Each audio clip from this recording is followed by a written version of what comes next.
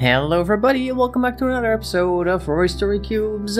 Today I'm in a slightly different position than before. You may notice that there is a white surface now. This is my table. This is the, not the table that my computer is on, this is the coffee table. That's the word I was looking for. I decided to record them on here now that I have a new setup and a new place. I'll do like an MTV Crib style thing once I've got everything cleared away, because right now there are bags and boxes everywhere, as you usually have the few first days after the move. Of course, this table has a glass tabletop, so it's going to make more noise. Let's see, this is 6 dice already. 9 exactly. Well, that's fantastic. Okay, once I am done rolling the dice and lining them up here, I'm going to pause, or at least you can pause, and then you can come up with your own story, which you can post below. Now I'm going to roll these guys to see which dice we have to work with in this particular case. Hoppa! Here is a crab, here is the judge's hammer, here is the throne, and here is a ship, as per usual. And this is a robot, and this is somebody pushing something? Ah, he's pushing something, alright. Here's a crown, or a circlet I should say, a raccoon, and somebody falling or floating up, whichever you like. There you go. So once again, pause the video here, take a look at the dice and come up with a story, and I'll see if I can come up with a story of my own. Just notice the little spot here, I don't like spots. Get out. This one too. I'll figure you out later. That's fine. Alright, let's see. What shall I do with these dice meanwhile? Let's see now.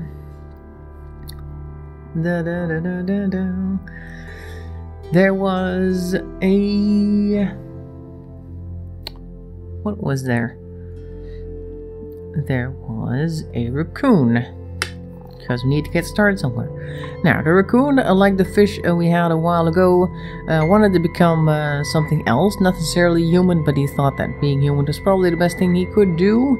So he went and took a journey, because he knew that in a far-off mythical land there was a place where you could have your wishes come true if you just went to the guy who ruled it over there, and he would give you a task to fulfill, and if you fill it correctly he would give you what you wanted.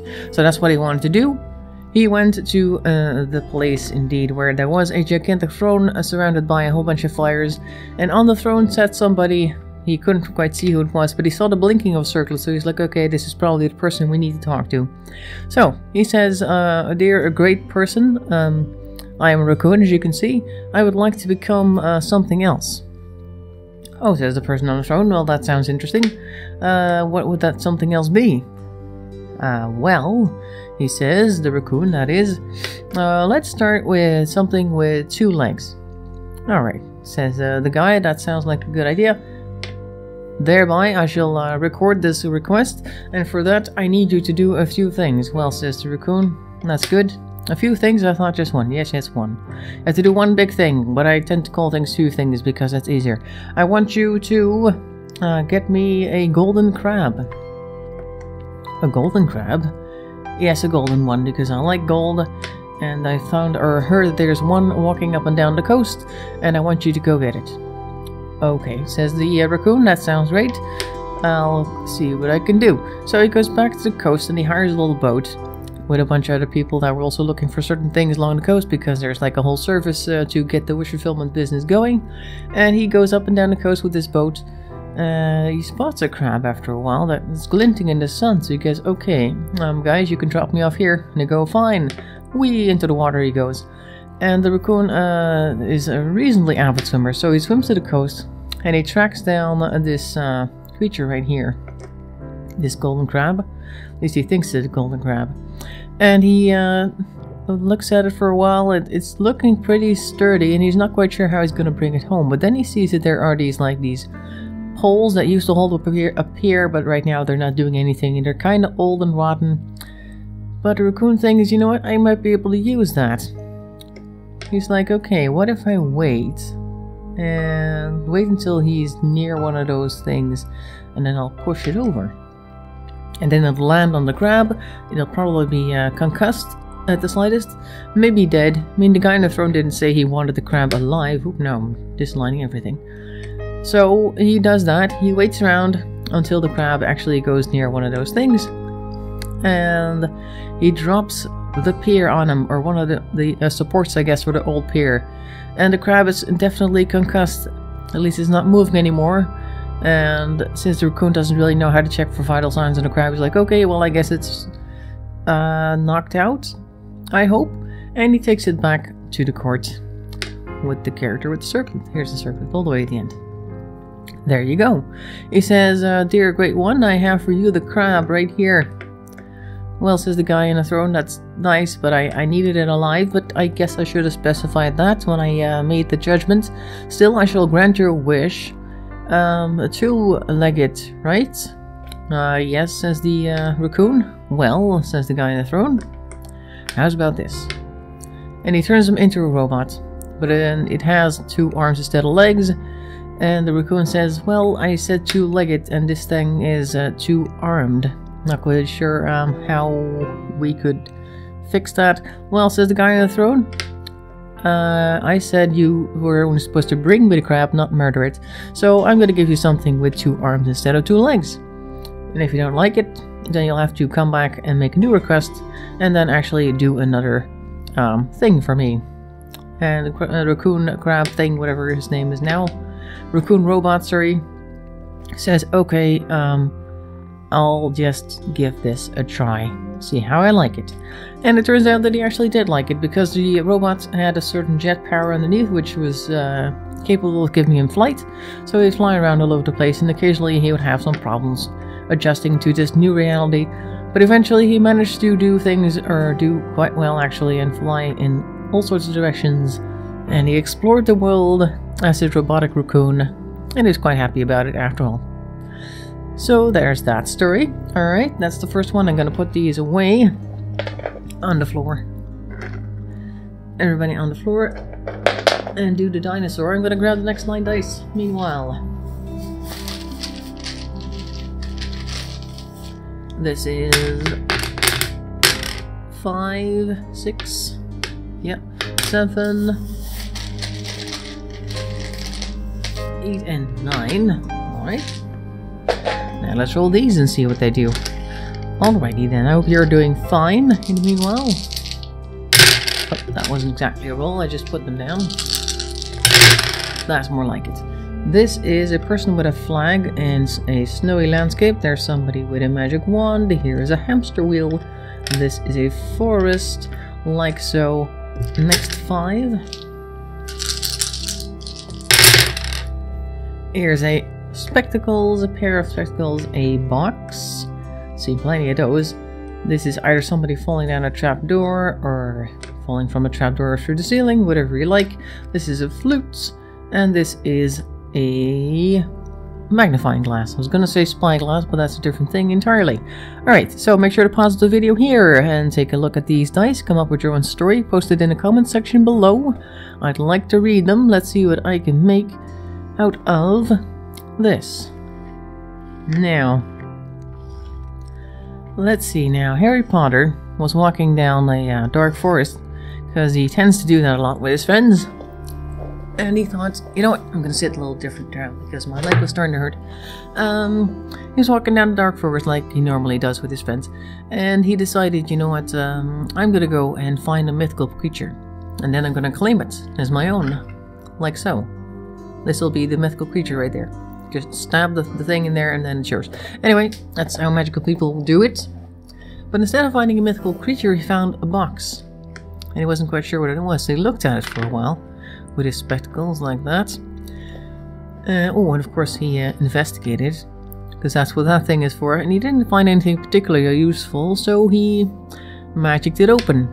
Because opening things with your hands is so muggle, and you don't do that sort of thing. So he magicked it open, and inside he found a flute, which was interesting. He said, I could go and ask Hermione if she knows anything about flutes, or I could just play it myself, because maybe it's a flute that attracts mythical creatures that I can claim. Like so. So he played the flute, and upon playing the flute he found himself falling into a trapdoor. I guess you could call it a trapdoor, but instead it was actually a magical trap. There wasn't actually a trapdoor there before, but because he was playing the flute, it appeared underneath him, and he became a, well, I guess the power source of a certain mythical, magical laboratory. A lot of in between there. From some creature, no, not a creature, a dark wizard who needed more staff. And they had put that thing in the middle of the forest because evil people are apparently really strange when it comes to making plans. They thought that was a good idea, so that's what they did. And it did work in this case because now they had somebody to power the many machines, many muggle machines, which they didn't really know how to use, because that had been the first time they've actually ever used them. But when Harry Potter noticed that he was a part of this machine, he's like, that's not a good thing. I'm gonna call my friends with my magical wand. He sent I guess a missive through a magical owl for his friends to come help him. But since they didn't have the flute, they couldn't find them, and they spent many days wandering around the forest, because that had been the location where the bird had taken them afterwards, because it was somewhere around there that they had reappeared, the bird that is. But of course Harry was in a magical dimension and he could not find them, or see them from there, and they could not see him, so they never found them ever again, and that was the end of the Harry Potter book series. There you go, the unofficial end, that is. Because I think it ended slightly differently, if I recall correctly, when I actually read them last time. But this time things did not go so well. Not that last time things went very well, but at least they ended somewhat well-ish. And that was the second story. That was quite quick, actually. And I'm gonna put these guys away because these are also no longer needed this round, or this time. We're gonna see what else we get. La la la la la. Next 9 dice right here. Whoops. 4, 6, 7, 8, 9. Is that correct? No, that's 9. Okay, good. I can't count from time to time. Alright, let's roll these guys, see what we get. Whoop. An axe. And a lock. And a thermometer, I think this is, and a brain, or a walnut. A very weird looking walnut, or a very weird looking brain. Or it's just a sponge. I don't know, you can do anything with these things. That's the fun part about these dice. You can come up with a picture and just make anything out of it you want, because it doesn't really matter. Next dice. It's all your own imagination. Here is an ambulance. This is the bones of a dinosaur, I believe. DNA, oh, these two have been combined before. A bouncing ball, like that. And the gears of war. Put them like this, a little bit further away. The thing that marks the edge of the screen has moved. I don't want to push it back, otherwise it'll probably end up in screen. I don't want to do that. So I'll just push it a little bit further away. Now let's take a look. What shall we do with these dice? Either way, you're going to pause the video to take a look at these pictures, come up with your own story and post it in the comment section below. Let's see what we can do out of this. Well, the most obvious thing I guess we could do, whoops, put this thing over here, is say that dinosaurs had once roamed the world, and somebody with a very big brain thought it would be a great idea to bring them back. So he thought out for a while how he would do that, and he extracted some DNA from some old bones. There they are. Some of it was still viable, but others, like pieces of the DNA, had to be reconstructed using chicken DNA, and in some cases frog DNA, I don't know, whatever matches. But they managed it eventually, and they ended up creating dinosaurs. Only the problem with him was that even though he had a lot of intelligence in the ways of coming up with ways to bring the dinosaurs back, he wasn't entirely sure how he was going to keep them under lock and key. He had a forest reserved, where a couple of people would occasionally come in and cut wood when it came to be wintertime, nearly, for their fires, and when the temperature dropped, as you can see here. But other than that, he wasn't aware that dinosaurs could migrate fairly far. He thought that he would leave them in a certain area and they would stay near their food source, which was other dinosaurs, but some of them tended to roam very far. And then so did the predators. They followed them, the herbivores being the ones that roamed, of course. And that meant that a lot of people got attacked and need to be picked up with ambulances and potentially brought to other places. And occasionally they would also disturb people who were playing in a park nearby. And things were fairly bad all around. And then the cops had to come up with a way to make sure that they wouldn't do that again. And they made a pact with the woodcutters, the lumberjacks. Lumberjacks, of course, I'm using an axe here, but lumberjacks tend to have saw blades, and they were authorized to kill any dinosaur they saw on sight. Of course, occasionally they would get a little bit out of control, the dinosaurs, and then they would kill a lumberjack instead. But generally it was about a 1 out of 10 ratio, I guess. Not too bad. And eventually the dinosaurs were reduced to a small number, kept in a fenced-off location, under lock and key. And so was the guy who came up with it all, because even though he was a very smart man, he also caused a lot of trouble, so he had to spend some time in jail making up for it. So that was that. Hope you enjoyed the stories. That was the third one. Make sure to post your stories in the comment section below. I will see you next time. Thanks for watching, and bye bye for now. That's my hand, see? Woo.